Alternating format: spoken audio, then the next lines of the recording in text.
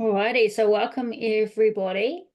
And today we're very lucky to have Andrew speaking. And I was going to say Andrew was joining us, but couldn't make it to the conference. So he is joining us today. So very lucky for the people that couldn't make it to the conference because you get to hear the talk without going along. All right, so welcome Andrew, and over to you. Thank you. Could I share my screen? Oh, sorry, I shouldn't take my video on. Yep, you should be able to already. Yeah. I think I made you co-host. Okay. Awesome. Where am I? So I had just had a plate thrown through my window and I thought it'd smash as well. Oh, where's my view? Slide only. There we are. So have a think for a moment. Where would we be and what would the world be like if Abraham Lincoln had never spoken for the abolition of slavery? Or if Martin Luther King Jr. hadn't spoken up for the rights of people of colour? Or Nelson Mandela hadn't spoken out against apartheid?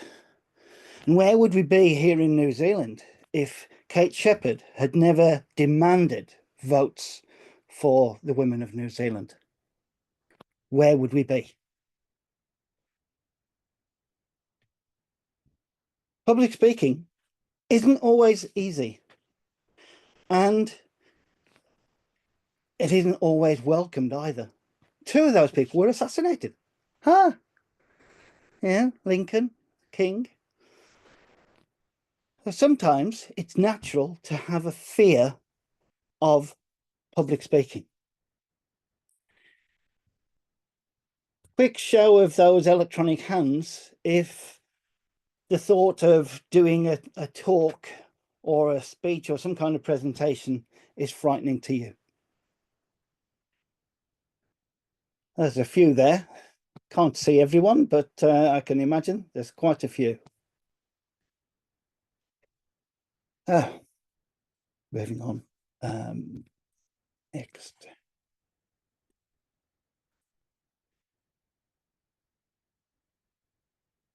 A little bit about me.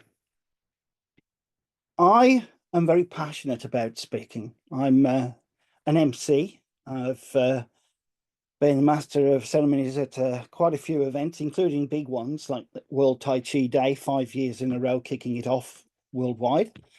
I'm a professional speaker. I've done 4 speeches in the last 2 weeks. I'm an area director for Toastmasters, through whom I also do mentoring other Toastmasters, and I'm a club coach as well.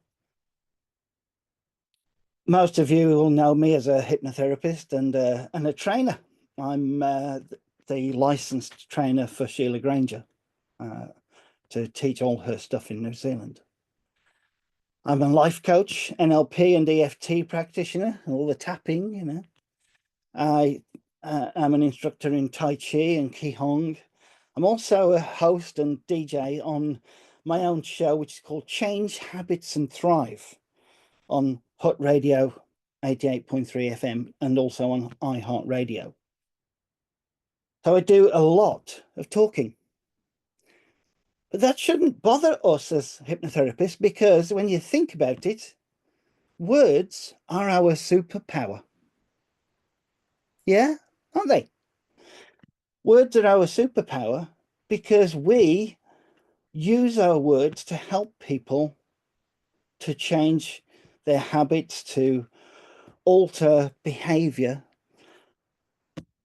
But despite that, even amongst therapists, public speaking is still one of the world's most common phobias. So tonight, what I'm going to do is I'm going to cover a few things. I've given some big comical names, and you'll all be getting. I'll be sending this these slides out for everyone later on. We're going to look at what I call car. That will become more apparent soon.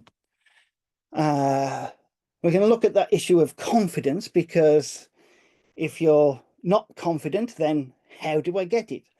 I'll show you the confidence trick that I teach to Toastmasters, and that I've taught to many clients who've come to me with issues about wanting to speak confidently in public, because that's an element that I do, as well as the hypnotherapy. I coach people to speak in public. We'll look at elements of speechcraft and stagecraft, and then what I call the Vivo. I'll go into that later, and the NVC. These are all, I'm sure there's some curiosity about what they are, but part of doing any talk or presentation is building a little bit of curiosity that makes people want to know a little bit more. Yeah? So let's kick it off. Where are we? Next. For some reason, it's not letting me move forward with my next slide. Where am I? Oh, there. Yeah, there we are. Kaka. You might want to write this down. I use it as knowledge acquisition and knowledge application. Whether someone comes to you, a client, or for you to work with, who's got a problem with public speaking, or if someone comes to you and said, I've heard that you're a hypnotherapist, can you come and do a talk? Immediately, the hand goes to the face and we go, what do I do? I don't know enough. The first phase of any presentation is knowledge acquisition. Build up your knowledge of your topic. Yes, you know your hypnotherapy. And that is 9 times out of 10 going to be the focus of your topic. But also know the expectations of your audience. For example, if you get a call about wanting to do a talk, a presentation to a particular company, look them up. What do they do? What do they sell? What's their product? Ask them for their expectations, and hopefully get them to put their expectations to you in print, in an email, and then aim to exceed those expectations. The next step is knowledge application. When you do get the chance to do your talk, you'll be wanting to show how it benefits you, that knowledge, and how what you're showing them benefits them. For an example, I'm going to use Diabetes New Zealand. I have on a few occasions been asked to talk to Diabetes New Zealand, staff and clients. And it put me on their radar. I looked up the topic. I knew what I've been teaching my clients to do and how I've been helping them in many ways with managing their food intake, sticking to the diabetes nurse's recommendations and so on, or if it's with regard to taking insulin, if they've got a phobia about needles. So I know how I've been working with them, but Diabetes New Zealand wanted to know more. Having done that presentation, there are benefits. Your presentation leads to opportunities.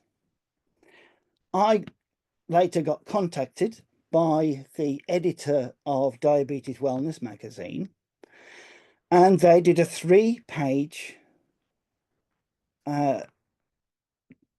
presentation just about me and how I help diabetes patients. So that came out in the autumn edition, which was March 2025.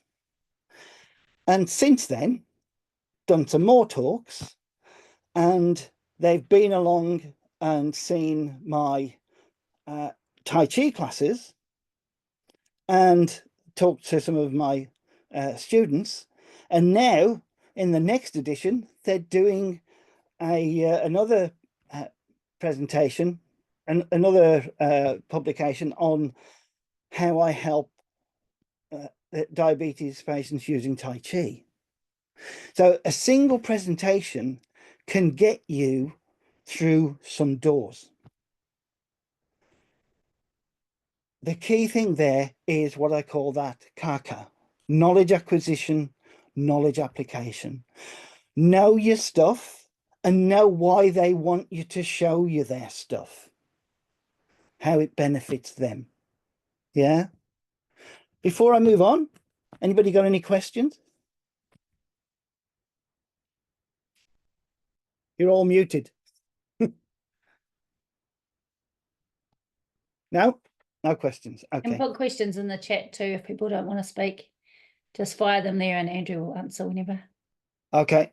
I'll have a look at the chat questions after. All right. I'll move on then. Oh, where are we? So, having looked up what you need to know and ascertained what you're going to show them, the benefits, it's then a matter of having the confidence to do that. Okay. So what I'll do now is I'll do a demo of what I go through with clients, and also is somebody talking? Somebody got a question? No. Yeah? No. Okay.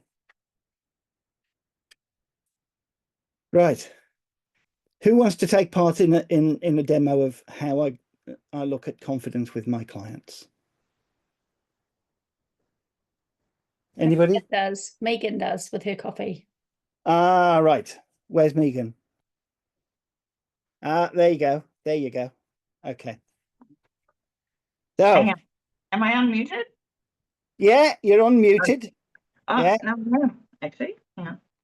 You have a bit of trouble with your confidence in public speaking? Yes, on camera. I won't do it. Like I keep blocking myself from. So I know that I want to shift out online, but the idea of having to do TikToks and videos and things like that, Okay. I don't enjoy it. Okay. Thank you for volunteering me, Justine. What did you say? I said thank you for volunteering me. Oh, you were just right in front of me with a coffee and a smile. So, Oh, fair enough. Fair enough.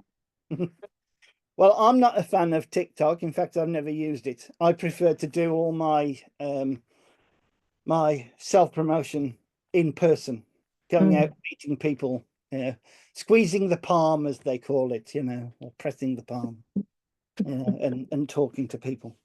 But here's a way of getting confidence that that I use and that I've presented to clients, and I used a lot with new Toastmasters as well.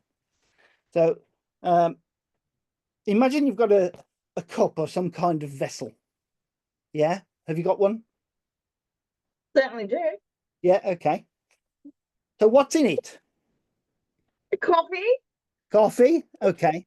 So if it gets knocked, what spills out of it? Liquid. Yeah. You can only spill out of it what you put in. Yeah. Okay. Are we agreed on that? Mm-hmm. What if you could put into your cup all the things that made you confident? What would you put in there? All the things that made me confident. Yeah. If you don't share it out loud, just think it to yourself and let me know you've done it. Okay. Yep, self-employment for the last 20 years. Yeah, that gives you confidence. Yeah. Okay. Anything else? Um, The cup's a bit empty. Fill it up. Fill it up. um, confident I've created a life that that's my ideal life, living by the water. Okay. Been strategically creating it the way I like it to work from afternoons onwards. So basically, those things, those elements of freedom and creativity, they give Yep. you confidence. Yeah. Yep. Okay. Yep. Okay. Imagine expanding that cup, making it so big you could stand inside it, Mm-hmm. and that you're absolutely soaked in that confidence. How does it feel? Yeah. Now Okay. that I've dived into my coffee cup, yeah. Yeah. Better. Yeah.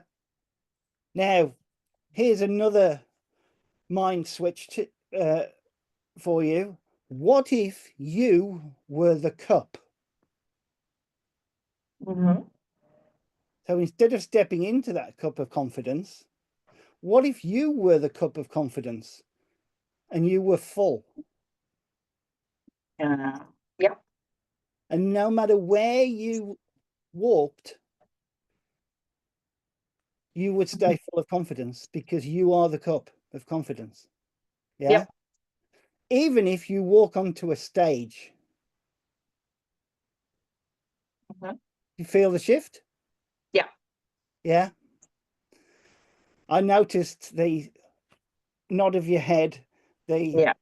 the shoulders went up and back.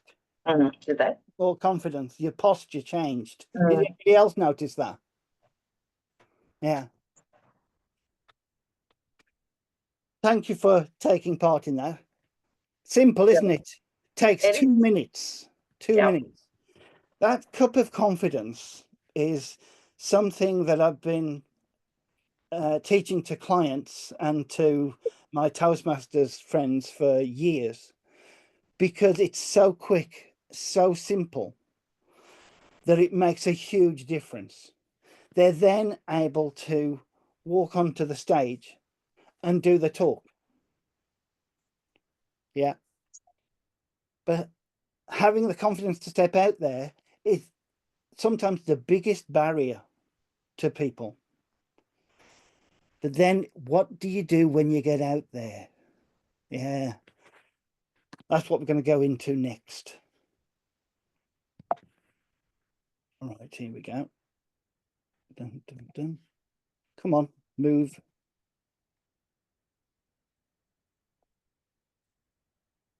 Sorry, it's not moving. Oh, there we go. Right. This is what I call speech craft, or crafting your speech. When you've been through that CACA process, you acquired the knowledge of what they want and what you're going to speak. You've built up your confidence. You're putting together your speech or your presentation. Now, I recommend to everyone that I talk to about this is to start from the end. There are three key points in any speech: the start, the middle, and the end. If you think about neurolinguistic programming and the idea of future pacing, looking at the end result, we're going to do a visualization exercise. Everyone can join in this if you like. Think about something that you want to talk to people about, either a small group of people or a whole room full of people. And I have to visualize this when I'm on the radio because I can't even see my listeners. Yeah. You can do this with eyes open or eyes closed. Okay.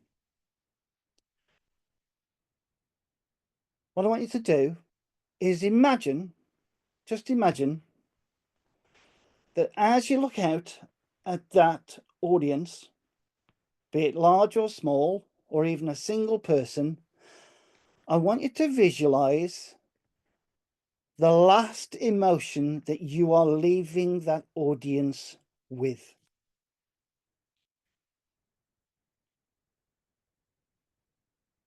Not the upsell, but the emotion that you want to leave them with. If it's, for instance, an educational speech, then you want to leave them with that emotion of, wow, I've really learned something. If it's a humorous speech that you're doing, then you want to leave them laughing. If it's a eulogy, you want to leave them knowing that you loved and cared for that person that you're talking about. If it's a presentation to get your foot in the door, you want to visualize that last thing as being something that makes them leap into a call to action afterwards. Yeah. Does that make sense? Visualize the end. Then we're going to skip to planning an attention grabbing opener. Yeah. When I started talking about those 4 great speakers, Abraham Lincoln, Martin Luther King Jr., Kate Shepherd, and excuse me, Nelson Mandela, did that grab your attention? Yeah. There are other ways of grabbing your attention as well. What I had planned for the conference, had I been there, was to walk onto the stage with what people wouldn't know was an empty cup and pretend to trip, and people would have gone, oh, that was my plan, because that would have grabbed the attention of the audience. You've got 10 to 15 seconds to grab someone's attention. So start from the end, visualize that, plan your attention grabbing opener, and then it's a matter of joining the dots. How many dots to join will depend how long your speaking slot is. Yeah.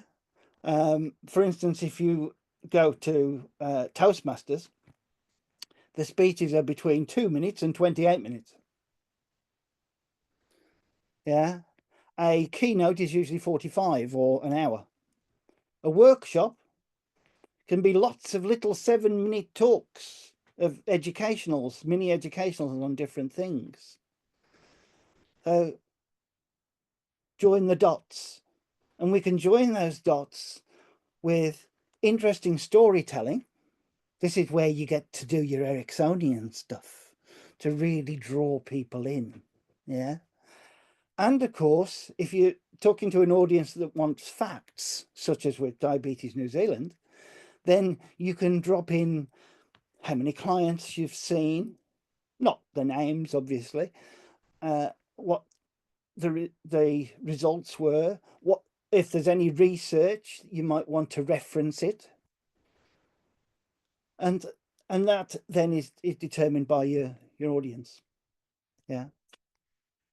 Now, for those of you who might be interested in looking more into that speechcraft, I have deliberately set up a new Facebook group. I set it up just before the conference, to be honest, so it's still empty, and I've called it Speechcrafty, which I'll be giving you a link to at the end.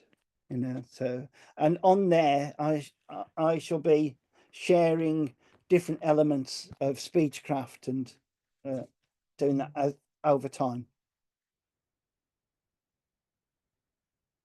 You're a quiet bunch. I haven't seen many questions yet. Okay. So having built up the confidence, built up your knowledge, built up the confidence to go and do your talk, and then you've put together what you're going to present, which could actually be to the next Hypnosis New Zealand conference, There's what we call stagecraft. There are interesting ways and boring ways of being on stage. Yeah. Have you ever been to a talk where each presenter seems to be a drone or a clone of the one before? And it's all, oh no, not another one. Yeah. I've been to far too many of those. There are ways of entering the stage, owning the stage, and exiting the stage that can make it really interesting and make you the standout performer. And I use the word performer rather than speaker because it is a performance. You're there, you're not just going to be using your voice. You're not just going to be using your words. You're going to use your entire body. It is a performance. Think of it like Billy Connolly, Ben Elton, that kind of thing. How you enter the stage.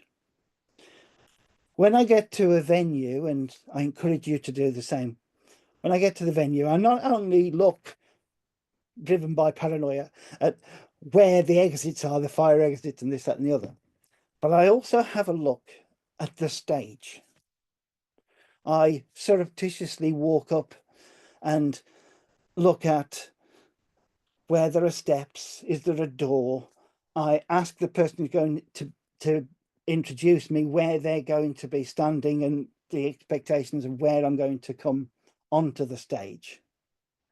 And based with that knowledge acquisition, I then decide on a way of entering the stage that will be memorable, that I can stand out from the other people who may have presented before me, a way that's appropriate to that audience. And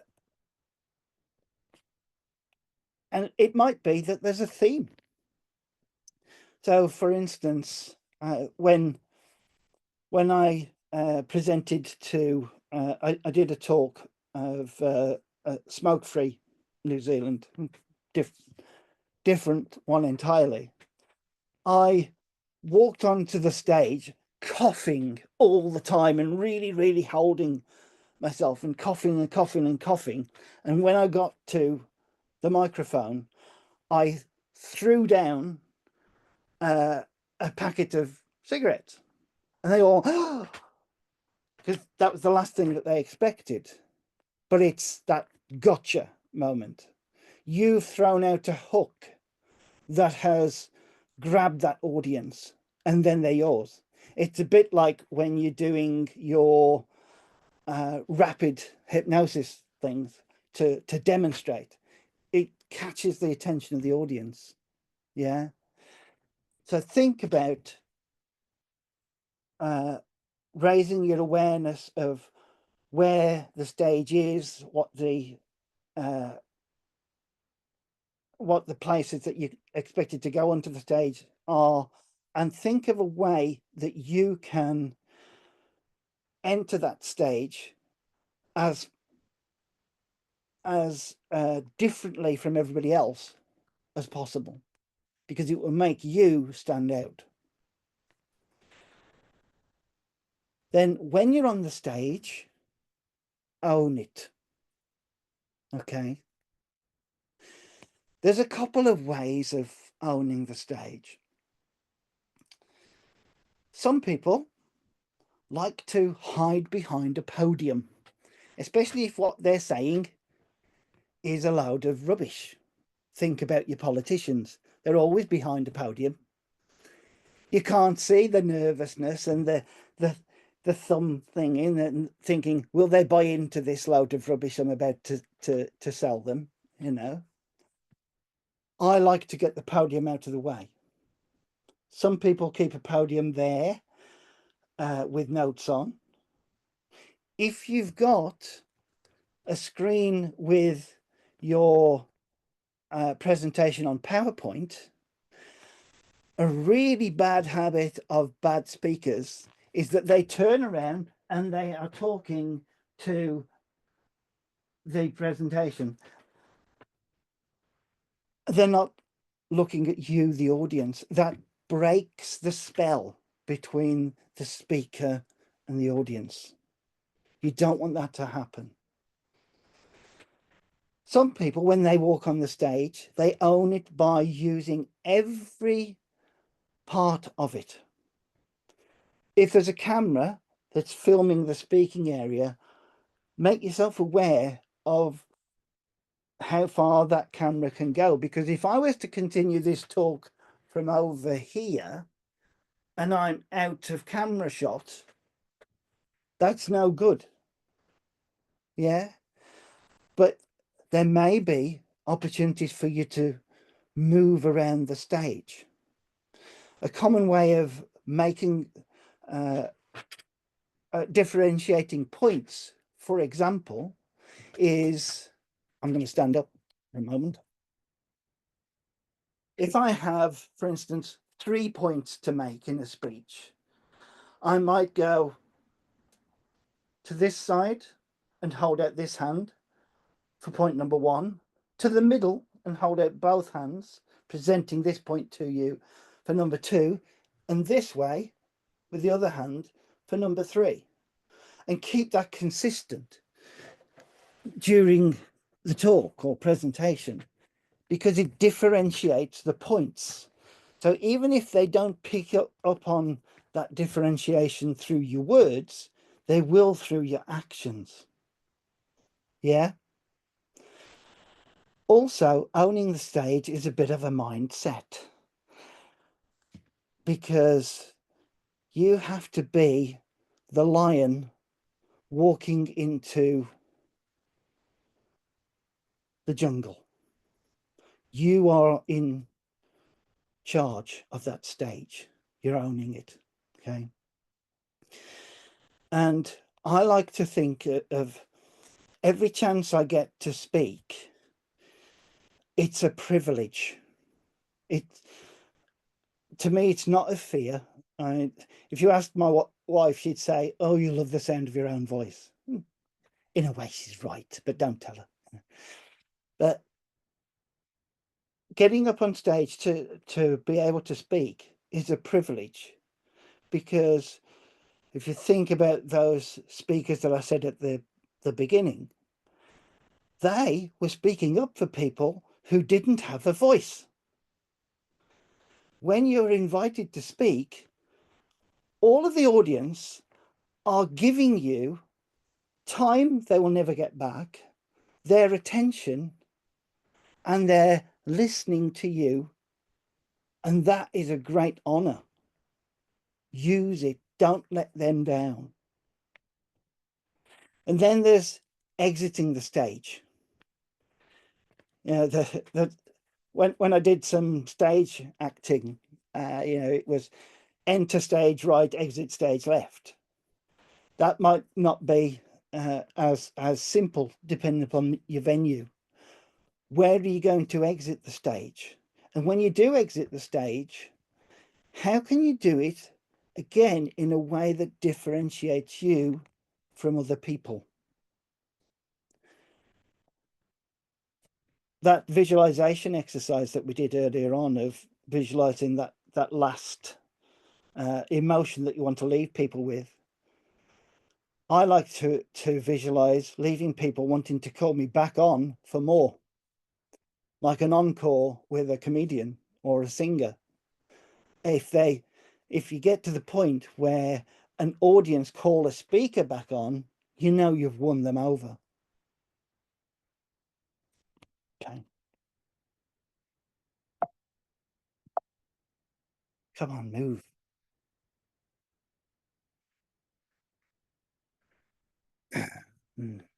Ah, right. Yeah. Okay. Next, we've got what I call VIVO, or visual image and vocal image. Okay. Here's something that happened to me. I was going to see someone whose talks I'd heard before.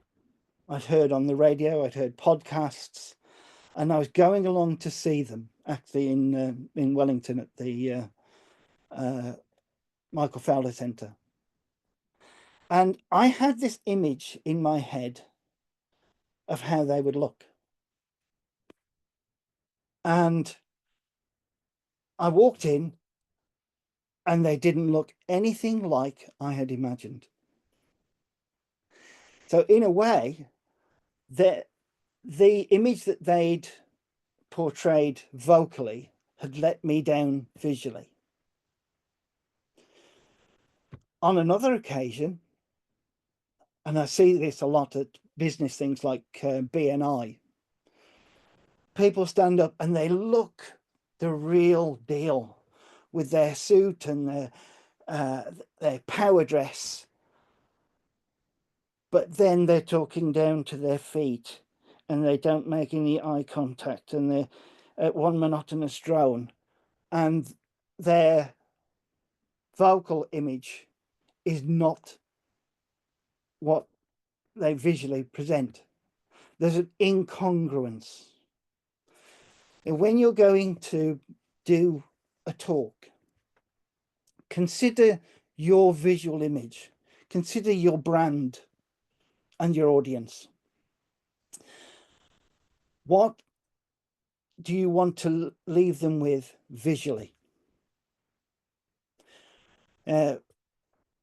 I like to think of people who have made a huge difference in the world, such as David Bowie. He, throughout his career, changed his visual image. And you could define the different decades of his life by his visual image. But his voice was unmistakable throughout. So he deliberately changed his visual image and it influenced his brand. You knew it was him, you knew it was from there, but he had that unmistakable voice. Also consider your audience. Are you talking to a single person, to a lot of people, to business people? What are their expectations of your visual image? A great example from this is before I came to New Zealand, I was a nurse for 30 odd years. Started off in the NHS in the UK. But one job I had was at a hospital in Barnsley in Yorkshire. I was a nurse working in the information department, and I had to teach nurses and doctors how to use the information system because we were getting rid of paper records and going on to electronic ones. And I would constantly turn up in the office more casually dressed than the people who were always the information people. And I had constant run-ins with my boss. Her name was Linda. And she pulled me aside and said, I want you to dress for the job that you want. Yeah. And I thought about this, and I was a bit rebellious. I still am in many ways. And a few days later, I turned up in a Hawaiian shirt, shorts, and jandals. And she hit the roof. She said, what have I told you about your appearance? Dressed for the job that you want. At that point, I pulled out a newspaper clipping of Bill Gates talking to the United Nations about the last great workplace prejudice was judging people by the clothes that they wore. And he was wearing a Hawaiian shirt, shorts, and jandals talking to the UN. And I said to Linda, my boss, I said, he's the highest paid man in the world, and that's the job I want. You asked me to dress for the job that I want, so I did. She never mentioned it again. Yeah. Bit extreme, but consider your audience. Also, your audience might be people who are there for sport, for leisure. When I'm doing a talk or a presentation to Tai Chi groups, they're going to expect me to turn up in my Tai Chi gear. So I do, because suit and tie won't cut it. Yeah. Then we have the vocal image. And I call this the 3 Ps: pitch, pace, and pause. Your vocal image is what people will remember of you speaking. Yeah. They won't just remember what you said, but how you said it. Now, your pitch, if it's the same pitch all the time and it sounds like a monotonous blur, we're not actually doing a hypnosis session, but people will go, and they'll go down. And you don't want them to. Vary your pitch. So as to use a different pitch for emphasis. Yeah. Here's an example for you. You might say, I like that. Or you might say, I like that. Same 3 words, 2 different meanings emphasized by the pitch. Yeah. I like that. Meaning, yeah, I like it. I like that. Same 3 words, but I definitely don't like that. It's, you know, dismissive. Yeah. Your pitch is part of that unspoken stuff. It's between the words. The pace of your delivery as well. Some people will speak in a constant tone. They'll have word after word after word as if they're not going to breathe or anything, and they don't leave any spaces between the sentences. A bit like those adverts on the TV where they tell you all about the fine print with the talking, but you can't take it in. Pause. The pause is really important. When you've delivered something that is worth them remembering, you have to give them a pause to take it in. Yeah.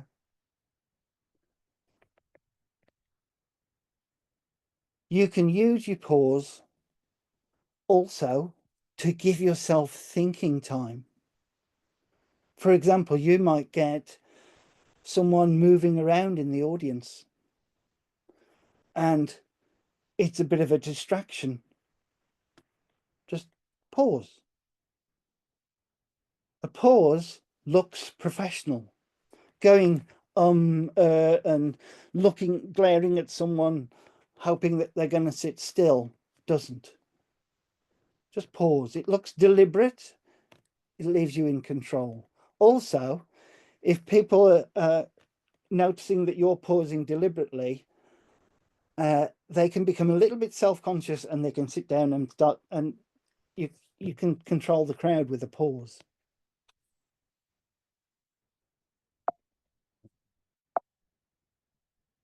Come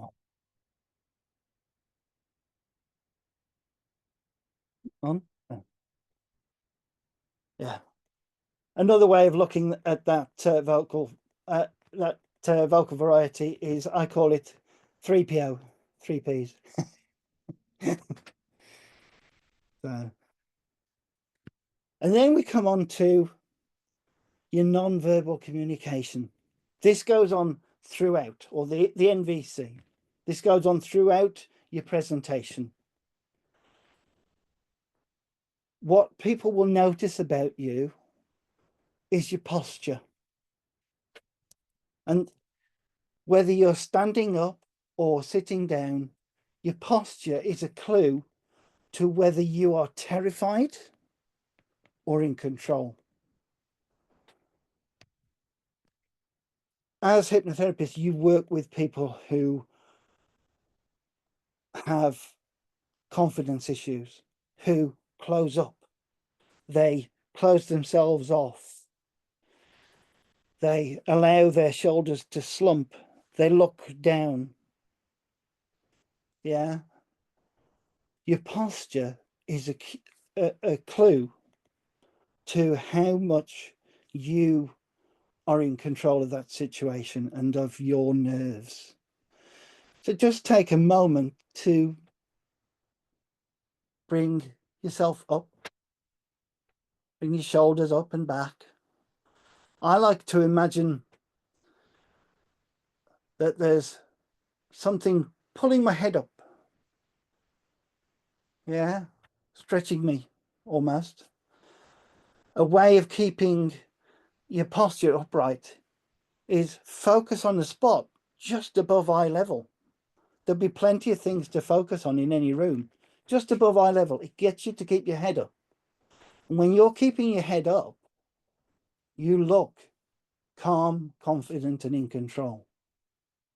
If you're sitting down, such as on Zoom, there's a big difference between sitting down like this and slumping back in the chair with the chin pressed up, or forward like this, half disappearing in the camera, or just sitting upright, maintaining your posture.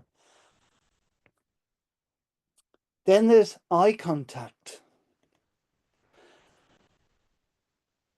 What I see in a lot of people who aren't confident speakers is they tend to look down as if the words they're trying to find are in the carpet. They're not. Nor is the audience your carpet. So don't look down. If you've got notes to glance at, yeah, quick glance, and what we call the lock and load procedure. Look at something, load it into your head, bang, deliver it. Yeah. But maintain eye contact with your audience. It can be, as you're saying a particular word, you look towards a particular person. Maybe over there or over there. Move around. If it's a comment at some point during a speech that's particularly pertinent to that audience member, maybe they've said something, or they're the one that's invited you for some reason, and you look at them, eye contact will be a sort of, yeah, we're together on this. It's a great emotional bond. What you don't want is staring, especially when they know that you're a hypnotherapist. Don't look into the eyes. Hear that so many times. Okay. When you're on camera, you could look at the green dot. When you're on Zoom, just look at the green dot. You know then that you're in the middle of the camera and what they can see. The other thing to consider is your gestures. I see a lot of people, when they're talking, they're doing this, the hands. If it's being recorded, this will sound like something scraping. Or they're picking their thumbs, picking their nails, scratching their hair. I saw you, Justine. Yeah. if there's any gestures you're going to make, if they're not deliberate and they're not coherent with what you're talking about, then they're a distraction. You don't want them. It may be appropriate, rather than have hands going all over the place, and I see people who do this all the time. I'm thinking, are you selling us fish that you didn't catch? You know? It's rather than that, it's better and less distraction. Put your hands behind your back. Hold your own hand. Or even, if it's a casual setting, pop them in your pocket. I'd rather that than be distracted by them. Now, the one I've left to last is feet. Believe it or not, people will look at your feet when you're presenting. Especially if you are on a stage where they're sitting down and the speaker's feet are at the audience's eye level. Yeah, some people may be comparing the footwear and thinking, I like those shoes. Others may be looking and thinking, oh, they're a bit scruffy. I judge a person by their footwear, you know. There are people who are judgmental like that. But the big key with the feet is, what are they doing? I'll just adjust the camera for a moment so that you can see my feet. Can you see my feet? Yes, no? No, you've got the Oh. screen background on. Oh, true. Won't be able to see it, sorry. Some people step backwards and forwards all the time, or side to side all the time. Forward, back, or side to side all the time, doing what I lovingly call the Toastmasters two-step. It is so off-putting. You're not at a dance. Either stand still or do purposeful movement. Stepping to the left of the stage to emphasize one thing, to the right of the stage, to the center of the stage to emphasize another, to the right of the stage to emphasize another, and so on. Same as with your gestures. But also, there is research that shows the direction in which the feet are pointing, especially the toes of the feet, are a subconscious clue to where the person really wants to be. So if you're talking to somebody like one-to-one, do this experiment. It's a bit of a social experiment, but it's a bit of fun. When you're talking to someone, have a quick glance down at their feet. They might be looking at you, but their feet are pointing towards the door. That's where they really want to be. Similarly, you might have a speaker who's on stage looking at you, and their feet are turning towards the steps to get off the stage. It's a clue. The feet can actually be a big clue as to whether you want to be there or not. Something to think about.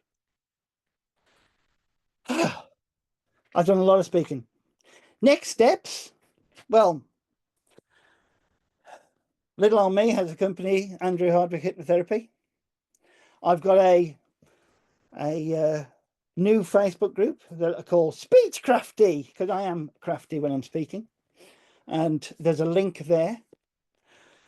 I've got a radio show, Change Habits and Thrive, which the initials you probably notice is CHAT. Yeah. Change Habits and Thrive, which is on every Tuesday on Hut Radio 88.3 FM. And I also have a Facebook group there. I expand on what's been talked about in the show. And I often talk about on Change Habits and Thrive, things that I've actually talked about in presentations, leaving out any of the stuff that's confidential. And I do speech mentorship and coaching with or without hypnosis on a one-to-one basis. And if there's enough interest, I'm happy to do a confidence speaking workshop for Hypnosis New Zealand. And it can either be half day, full day, 2 days, however long you want. If there's enough interest, I'm happy to do that, where we would expand and take 3 people through the process that I take my clients through. And now I'll stop the share. And you're back in the room, wide awake. All right, we can have some Well, any questions. questions? I was going to say, Andrew, so how did you get the gig for the diabetes? Did you approach them or did they approach you?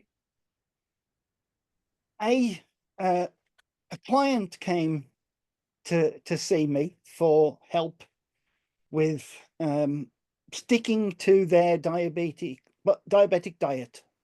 They were basically, they have had a sweet tooth all their life, and they found that they couldn't stick to the diets that had been prescribed by the diabetes nurse.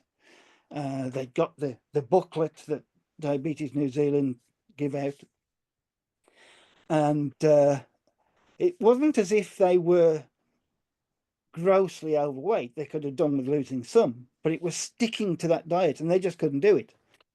And so I helped them to do that with hypnosis, and they often went along to presentations by Diabetes New Zealand, because they were very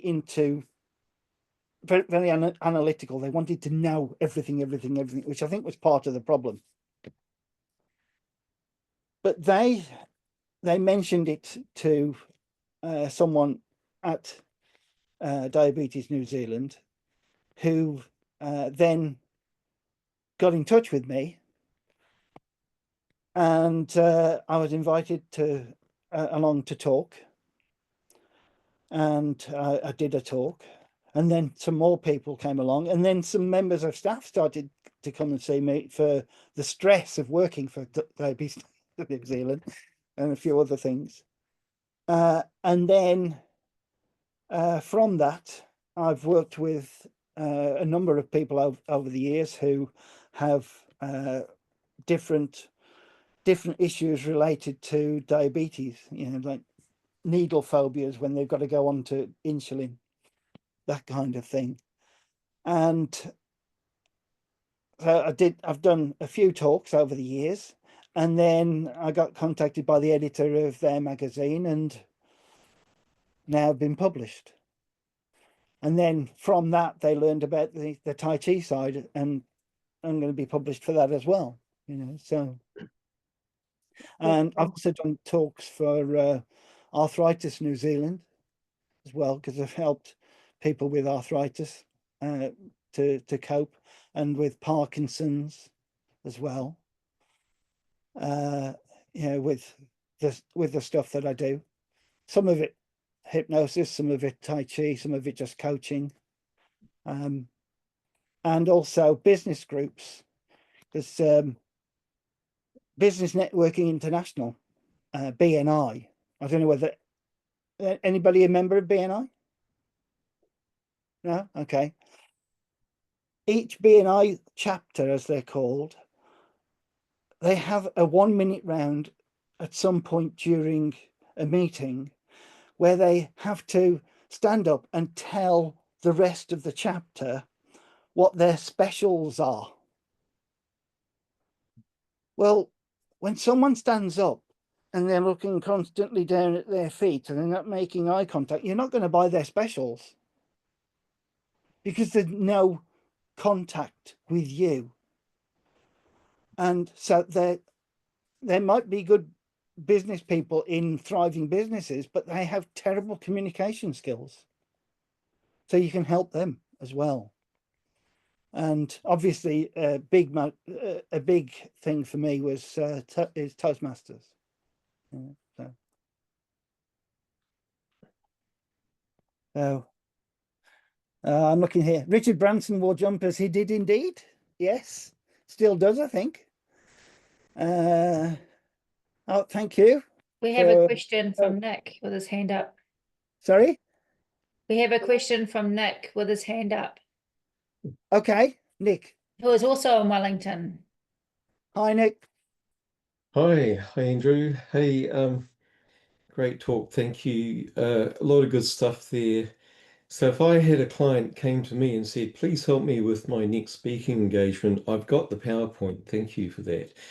Oh, you're welcome. But, as a, say, a hypnotherapist, they're going to say, what can you do for me? And so my question to you really is, how has hypnosis helped you with your speaking career?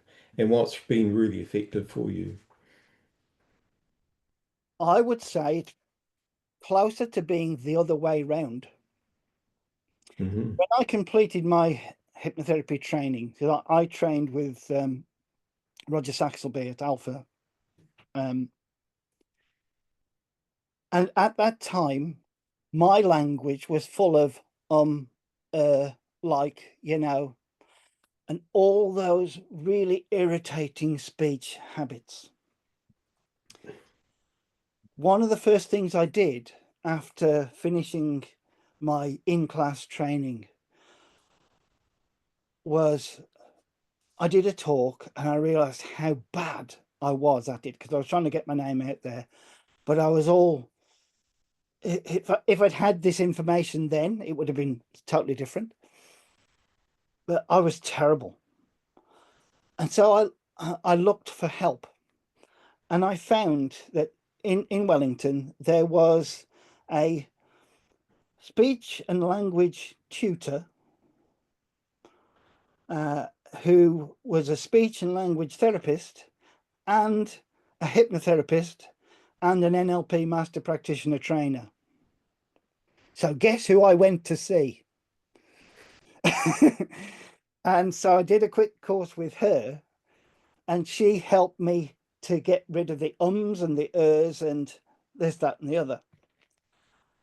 And so in a way, having that that knowledge of someone who actually marked assessments for people who were doing speaking, as well as being in the hypnosis and NLP field, really helped. But the hypnosis can help you and your client in so much as when you're preparing, you can use your self-hypnosis to give yourself the confidence to know that you can help them. When they book with you, ask them what they're going to be, what they've been asked to talk about. It might be that they're after a promotion where they, instead of working just for themselves, they're going to have a team and thus be expected to run a team meeting. Or they may be looking for a different job and it's in front of an interview panel or whatever. Find out what they're going to do, and then use that Kaka principle. Look at it through their eyes.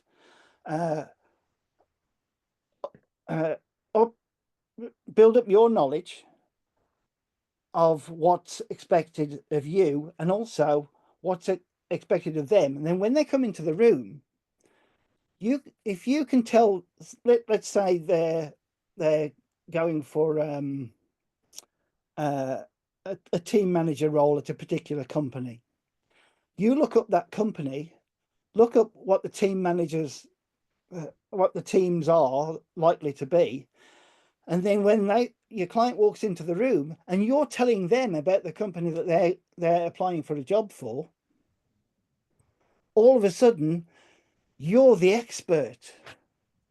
You've got them in hypnosis already. Yeah. And then build them up, take them through that process of the go there first principle, go to the end, imagine what you're going to leave that audience wanting more. You know? Does that answer your question? Yeah, look, thank you for that. And the confidence cup, that kind of has a resemblance to perhaps a hypnotic visualization. Oh, it is. It Yeah, definitely is. But some people don't like the word hypnosis, so I don't always use it. yeah, sure. Trance, whatever. You know, Yeah, yeah. it's like there are many varieties of chocolate, all in different wrappers. You know? There's many varieties of hypnosis, but not everybody likes it called hypnosis. Some like to call it mindfulness. That's hypnosis. Mm. LP, that's hypnosis. EFT, that's hypnosis. Sleep talk, that's hypnosis. But you can get your foot through a door by not calling it hypnosis. I guess you might see some people might come along and say, hey, when I'm in front of a crowd, I'm really nervous. You know, some of the stuff that you talked about at the Yeah. beginning. Have you used hypnosis in that context to just simply, yeah, Yeah. all right, When you're full of confidence, there's no space for the nerves. okay, all right, all right. Thank you for that. That makes sense? Sure. Yeah. Anyone else? Oh, what we got?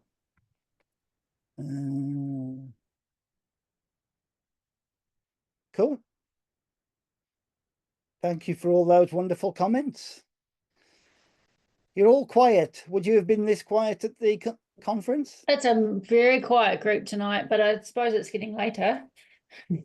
It is, it is. Yes.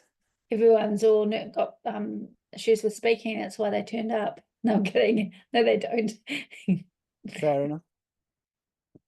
Well, thank you for fitting me in so that I could share what I would have shared in person had I not been presented with a medical issue. Sorry about that. Hope this has made up for it. So, And let me know if you want anything more for the members, Justine. yeah. And for anyone, you can reach out to Andrew. Is it okay if they get hold of you on Messenger as well? That's what most people seem to use. Yeah, sure. The website. Yeah, Awesome. yeah. Oh, I'll And just stop recording. I will send you a copy of these slides, Justine, so as to Awesome. Thank you. upload them to where you normally do. Yeah, cool. Okay.